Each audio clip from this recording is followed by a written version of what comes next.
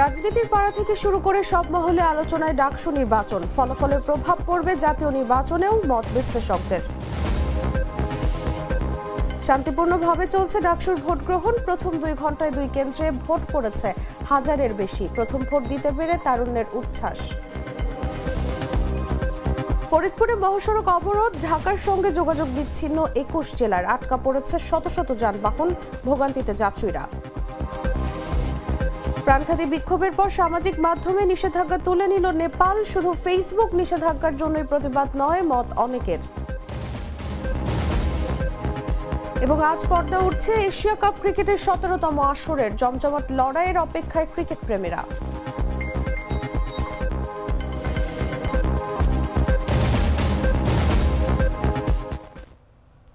এতক্ষণ শুনছিলেন সংবাদ শিরোনাম। দর্শক, আমন্ত্রণ দুপুর 1টা নিউজে, সাথে আছি আমি তাসলিমা তিথি।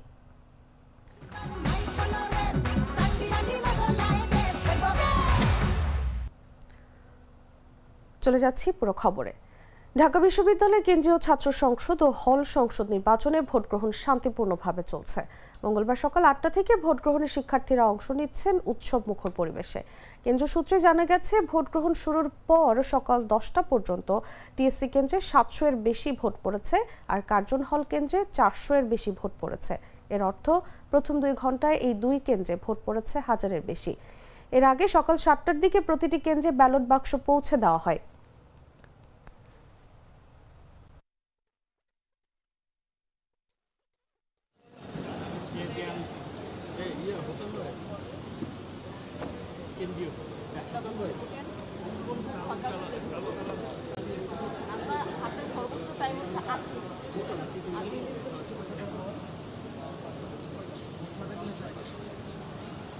ব্যালট পেপার পাওয়ার পরে 6টা কিনা করে নিন।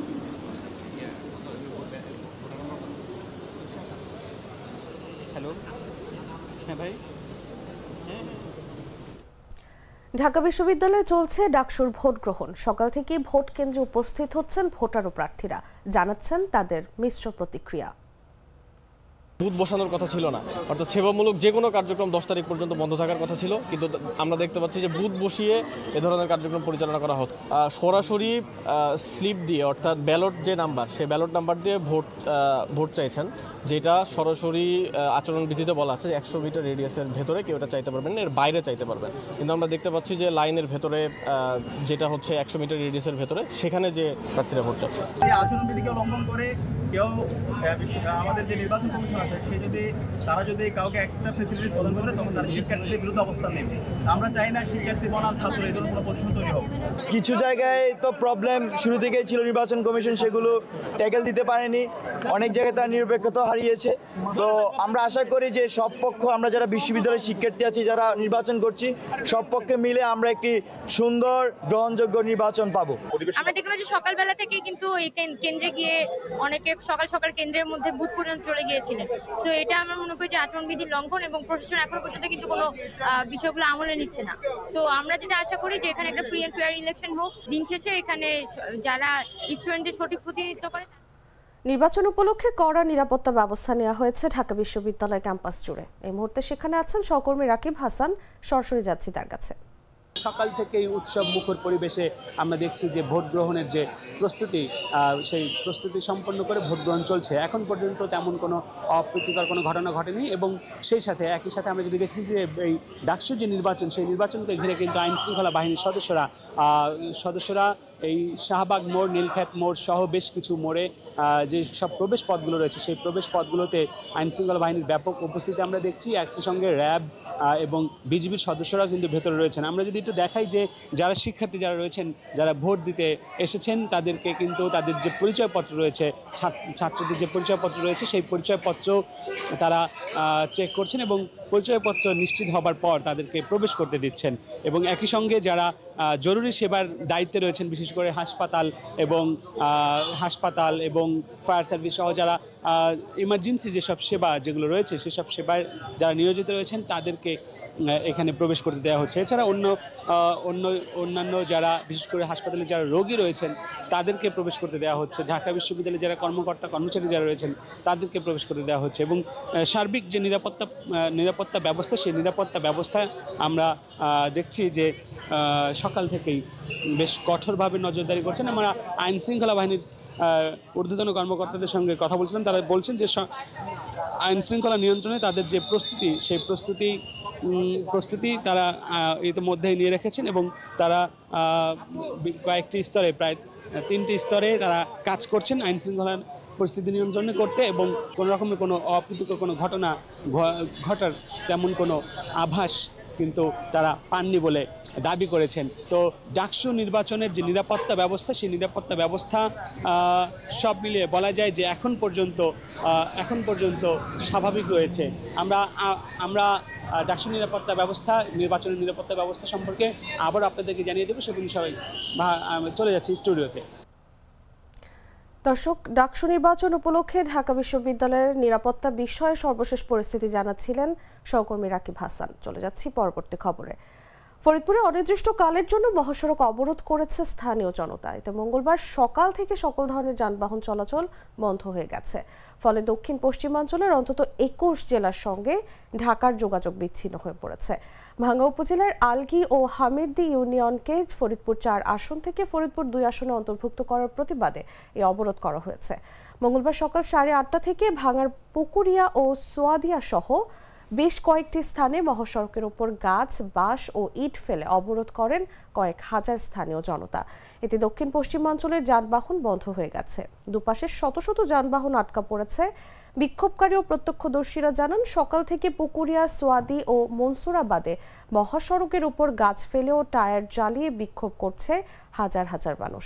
ফরিদপুর 4 আসন থেকে ভাঙ্গা উপজেলার 2টি ইউনিয়ন কেটে নেওয়ার পরিবর্তে ভাঙ্গা নিয়ে গঠিত ফরিদপুর 5 আসন পুনর্প্রবর্তনের দাবি জানিয়েছেন তারা। তাদের এই দাবি পূরণ না হওয়া পর্যন্ত অনির্দিষ্টকালের জন্য এই অবরোধ চলবে বলে ঘোষণা দিয়েছেন আন্দোলনকারীরা।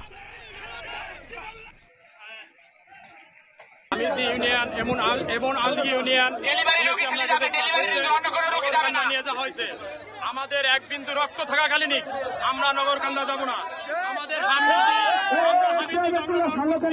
আমাদের বাপদাদা 14টি হামিদি গঠন করছে। আমাদের স্থান এখানে। আমরা কখনোই হামিদি ভাঙ্গা থানায় যাবে না, নগরকান্দা থানায় যাবে না। আমরা ভাঙ্গার লোক, আমরা ভাঙ্গে থাকতে চাই। এক বিন্দু রক্ত থাকাকালীনই আমরা নগরকান্দা যাব না, হামিদির লোক।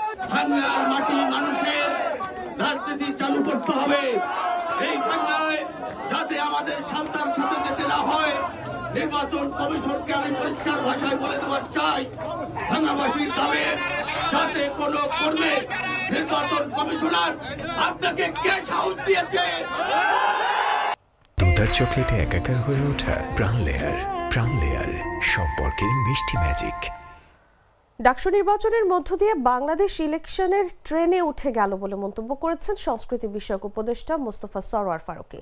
মঙ্গলবার ভোট শুরুর পরপরই তিনি তার ফেসবুক পেজে এক স্ট্যাটাসে লেখেন, এরপর চলে আসবে জাতীয় নির্বাচনের ট্রেন, সবাইকে নির্বাচন মোবারক। তিনি আরও লেখেন, যে ভোট রাতেই করে ফেলা হয় সেটা দিন পর্যন্ত রাখা হলো কেন? সময়ের কাজ সময়ে না করা এই জাতির বড় দুর্বলতা। ডাকসু নির্বাচন উপলক্ষে লাইলাতুল ইলেকশনের জননী ব্যাংক লুটেরা, গুমের mastermind, BTR Pilkhana July ম্যাসাকারের প্রধান পরিকল্পনাকারী, বাংলাদেশের সবচেয়ে বড় স্বাধীনতা বিরোধী শক্তি খুনি হাসিনা যে কথা বলেনি।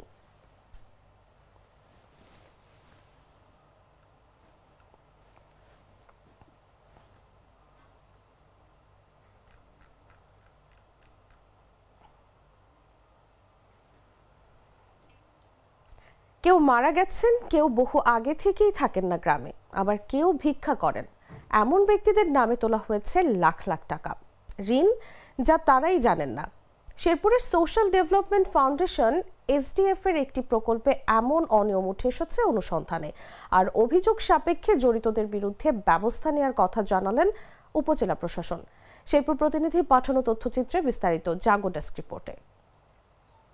ভিটে মাটিহীন ফুলবানু অসুস্থ স্বামীকে নিয়ে গাঢ় পাহাড়ে ভিক্ষাবৃত্তি করে কোনো মতে দিন চালাচ্ছেন। থাকেন অন্যের একটি পরিত্যক্ত ঘরে। সম্প্রতি জানতে পারেন তার নামে 1 লাখ টাকা ঋণ তোলা হয়েছে।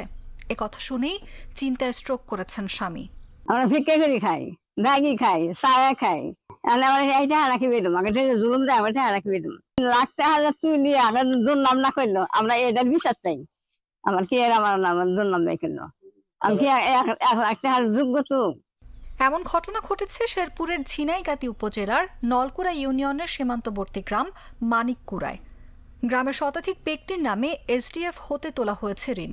এদের মধ্যে কেউ মারা গেছেন, কেউ বহু আগে থেকেই থাকেন না গ্রামে, আবার কেউ ভিক্ষা করেন।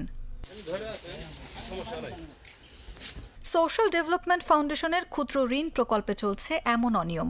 গ্রামের প্রায় শতাধিক ব্যক্তির নামে এমন প্রতারণার ফাঁদ পেতেছেন এসডিএফ, জানিয়েছেন ভুক্তভোগীরা। এদিকে এসব অনিয়মের বিষয় জানতে চাইলে অস্বীকার করেন এসডিএফ এর ঝিনাইগাতি উপজেলার ক্লাস্টার অফিসার হারাধন মোহন। তবে অভিযোগ সাপেক্ষে তদন্ত করে ব্যবস্থা নেওয়ার কথা জানালেন উপজেলা প্রশাসন। আমাদের ঝিনাইগাতি উপজেলার নলকুড়া ইউনিয়নের মানিকপুরা গ্রামে যে এসডিএফ সমিতির বিরুদ্ধে যে অভিযোগটি আমরা ইতিমধ্যে শুনতে পেরেছি, সে বিষয়ে আমরা এখনো পর্যন্ত কোনো লিখিত অভিযোগ পাইনি। লিখিত অভিযোগ পাওয়া মাত্রই আমরা তদন্ত সাপেক্ষে প্রয়োজনীয় আইনগত ব্যবস্থা নিব। কেবল মানিককুড়া গ্রামই নয়, শেরপুরে এসডিএফ এর ৪৫টি অফিসে এমন প্রতারণা করে কোটি কোটি টাকা আত্মসাতের অভিযোগ উঠেছে। ২০২১ সালে কোভিড-19 সংকট ও জলবায়ু বিপর্যয় মোকাবিলায় বিশ্বব্যাংকের ৪২,০০০ কোটি টাকার এমন প্রকল্প নেন হাসিনা সরকার। অনুভা বিশ্বাস, জাগো নিউজ।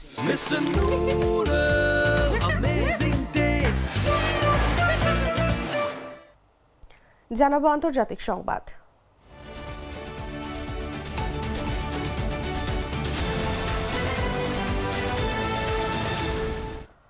নেপাল সরকার দেশজুড়ে বিক্ষোভ সংঘর্ষে ১৯ জন নিহত হওয়ার পর অবশেষে সামাজিক যোগাযোগ মাধ্যমের উপর আরোপিত নিষেধাজ্ঞা তুলে নিয়েছে। সরকারের এক মন্ত্রী এ তথ্য নিশ্চিত করেছেন বলে আল জাজিরার এক প্রতিবেদনে জানানো হয়েছে। নেপালের মন্ত্রিসভার মুখপাত্র এবং যোগাযোগ ও তথ্য প্রযুক্তি বিষয়ক মন্ত্রী পৃথ্বী সুব্বা গুরুং মঙ্গলবার ভোরে জানান, গেল সপ্তাহে সামাজিক যোগাযোগ মাধ্যমের উপর আরোপিত নিষেধাজ্ঞা তুলে নেওয়া হয়েছে। তিনি বার্তা সংস্থা রয়টার্সকে বলেন, আমরা সামাজিক যোগাযোগ মাধ্যম বন্ধের সিদ্ধান্ত প্রত্যাহার করেছি, এখন এগুলো সচল আছে। নিষেধাজ্ঞার আওতায় হোয়াটসঅ্যাপ, ফেসবুক, ইনস্টাগ্রাম, লিঙ্কডইন ও ইউটিউব সহ ২৬টি মাধ্যম বন্ধ রাখা হয়েছিল। সরকার বলেছিল, ভুয়া তথ্য, প্রতারণা ও ঘৃণামূলক বক্তব্য ঠেকাতেই এই পদক্ষেপ নেওয়া হয়েছে। তবে এই নিষেধাজ্ঞার বিরোধিতা করে সোমবার রাজধানী কাঠমান্ডু সহ বড় শহরগুলোতে হাজার হাজার তরুণ ও শিক্ষার্থীরা রাস্তায় নামে। জেনজি আন্দোলন নামের পরিচিত এই বিক্ষোভে দুর্নীতি ও অর্থনৈতিক সংকট নিয়েও ক্ষোভ প্রকাশ করা হয়।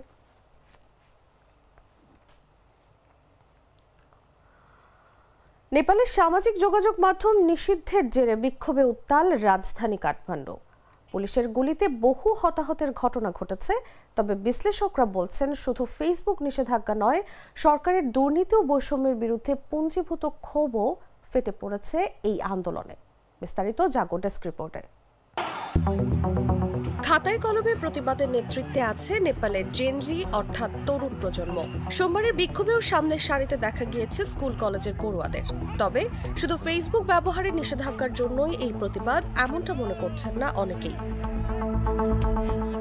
সম্প্রতি সে দেশের সরকার ফেসবুক, হোয়াটসঅ্যাপ, এক্স সহ ২৬টি সমাজ মাধ্যম ব্যবহারে নিষেধাজ্ঞা আরোপ করেছে।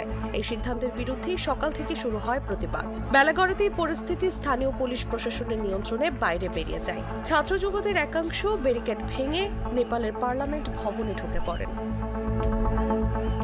প্রতিবাদীদের ছত্রভঙ্গ করতে শূন্যে গুলি ছোড়ে পুলিশ, ছোড়া হয় রাবার বুলেটও। কাঠমান্ডুর গুরুত্বপূর্ণ জায়গাগুলিতে কারফিউ জারি করা হয়েছে। পরিস্থিতি নিয়ন্ত্রণে আনতে মোতায়েন করা হয়েছে সেনা। তবে কি কেবল ফেসবুক ব্যবহারে নিষেধাজ্ঞার জন্যই এই প্রতিবাদ? এমনটা মনে করছেন না অনেকেই। কারণ নেপালের বর্তমান প্রধানমন্ত্রী কেপি শর্মা ওলির নেতৃত্বাধীন সরকারের বিরুদ্ধে বেশ কয়েকদিন ধরেই দুর্নীতির অভিযোগ উঠেছিল। দেশে আর্থিক বৈষম্য নিয়েও ক্ষোভ বাড়ছিল ছাত্র যুবদের মধ্যে। মনে করা হচ্ছে, আগে থেকে পুঞ্জীভূত হওয়া ক্ষোভেরই বহিঃপ্রকাশ হয়েছে রোববার। নেপালের তথ্য প্রযুক্তি মন্ত্রণালয় জানিয়েছে, অপব্যবহার রোধে সরকারের বেঁধে দেওয়া সময়ের মধ্যে নিবন্ধিত না হওয়ায় ফেসবুক সহ বিভিন্ন সামাজিক যোগাযোগ মাধ্যম বন্ধ করে দেওয়ার উদ্যোগ নেয় নেপাল। নেপাল সরকার বলছে ভুয়া আইডি ব্যবহারকারীরা দেশে কিছু প্ল্যাটফর্মের মাধ্যমে ঘৃণা ও গুজব ছড়াচ্ছে, সাইবার অপরাধ করছে এবং সামাজিক সম্প্রীতি নষ্ট করছে, যেখানে 3 কোটি জনসংখ্যার 90% ইন্টারনেট ব্যবহার করেন। যদিও বিক্ষোভকারীদের দাবি বিরোধী কণ্ঠস্বর দমন করতেই ওই কাণ্ড ঘটিয়েছে সরকার। গেল 28 আগস্ট নেপাল সরকার জানিয়েছিল সামাজিক যোগাযোগ মাধ্যমগুলোকে পরবর্তী 7 দিনের মধ্যে সরকারের খাতায় নাম নথিভুক্ত করাতে হবে। 3রা সেপ্টেম্বর সেই সময়সীমা শেষ হয়। অধিকাংশই সমাজ মাধ্যমই নেপালের সরকারি নির্দেশ মানেনি। পরে 4 সেপ্টেম্বর ফেসবুক, এক্স, হোয়াটসঅ্যাপ সহ 26টি সমাজ মাধ্যম ব্যবহারে নিষেধাজ্ঞা আরোপ করা হয়। দেশের যুব সমাজের মধ্যে ক্ষোভের আঁচ পেয়ে আগেই নেপালের নানা অংশে ইন্টারনেট পরিষেবা বন্ধ করেছিল সে দেশের সরকার। তবে টিকটক নিয়ে নিষেধাজ্ঞা না থাকায় সেটির মাধ্যমে পারস্পরিক যোগাযোগ বাড়িয়ে তোলেন প্রতিবাদীরা। জানাবো খেলার খবর।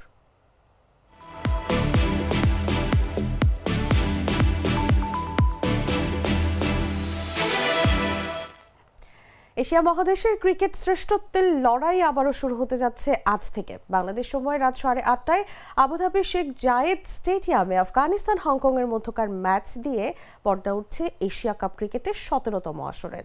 বিশ্বকাপকে সামনে রেখে এশিয়া কাপের ফরম্যাট পরিবর্তন হয়। সামনে যে ফরম্যাটের বিশ্বকাপ থাকে সেই ফরম্যাটে অনুষ্ঠিত হয় এশিয়া কাপ ক্রিকেট।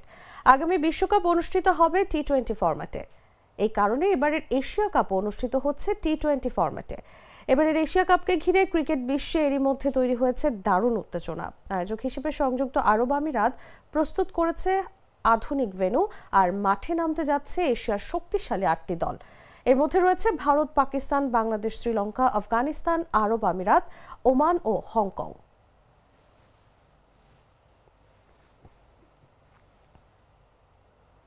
দর্শক, সংবাদ শেষ করার আগে শিরোনামগুলো জানিয়ে দিচ্ছি আরও একবার।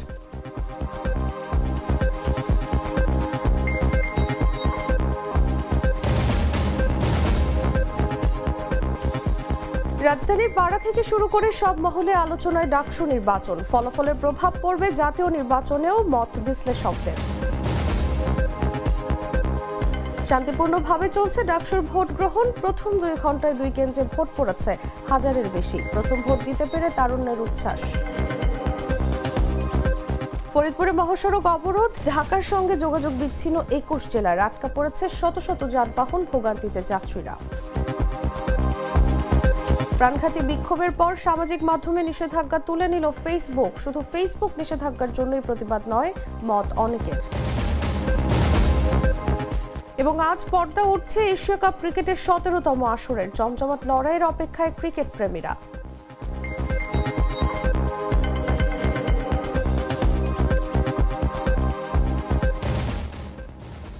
দর্শক, এই ছিল এখনকার মতো। এরপর দেখবেন দুপুর 3টার নিউজ। প্রতি মুহূর্তের সর্বশেষ খবর জানতে ভিজিট করুন jagonews24.com। ফলো করুন আমাদের ভেরিফাইড ফেসবুক পেজ এবং সাবস্ক্রাইব করুন জাগো নিউজের ইউটিউব চ্যানেল। ধন্যবাদ সবাইকে।